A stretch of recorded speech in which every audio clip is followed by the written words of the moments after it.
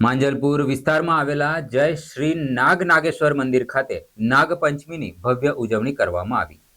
માંજલપુરમાં એક અનોખી ઘટના બની હતી, જેમાં એક નાગણના વિયોગમાં નાગે પોતાનું જીવન બલિદાન આપ્યું હતું, જ્યાં સ્થાનિકોએ આજે નાગ નાગેશ્વરી મંદિરનું નિર્માણ કરાવ્યું છે।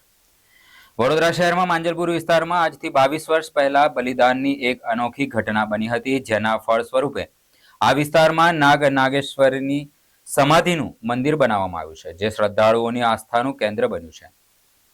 માંજલપુર ગામમાં ઉત્તર દિશાના છેવાડે, જ્યાં પહેલા પદ્માટેક્સ એન્જિનિયરિંગ નામની કંપની આવેલી હતી, જેના પાછળના ભાગે એક મોટો કૂવો હતો, જે હાલ પૂરી દેવામાં આવ્યો છે। તેમજ તે સમયે મારુતિ વાનના પૈડાની ઝપટ વાગતા નાગણનું તત્કાળ મૃત્યુ પામ્યું હતું।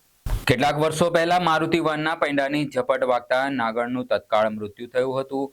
નાગે પોતાની વાલસોઈ નાગણના વિયોગમાં દેહ છોડીને આજુબાજુ ચક્કર લગાવી ખાતરી કરી કે નાગણની આત્મા શરીર ત્યજીને અનંતની યાત્રાએ ઉપડી ગઈ છે। નાગણના ગયા પછી અહીંયા પૃથ્વી પર રહીને શું કામ, તેમ વિચારી નાગે પણ પોતાનું માથું રોડ ઉપર પછાડીને પ્રાણનો ત્યાગ કર્યો હતો।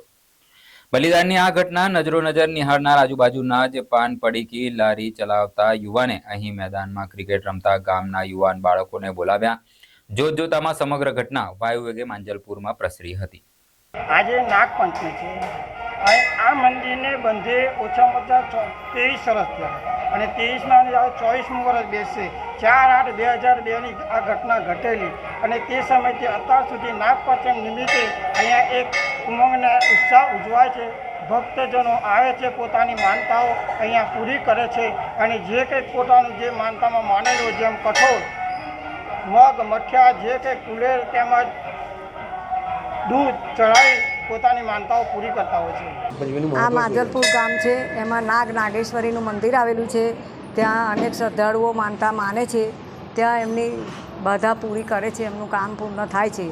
આ નાગ નાગેશ્વરી મંદિર 23 વર્ષ પૂરા થઈ અને 4/8/24મા વર્ષમાં મંગલ પ્રવેશ કરે છે। શ્રદ્ધાભાવથી લોકો આવે છે। આ નાગપાંચમ આજે છે, બીજી નાગપાંચમ આવે ત્યારે દરેક ભાવિક ભક્તોને આવવા નમ્ર વિનંતી। કઈ રીતે પૂજા થાય બેન?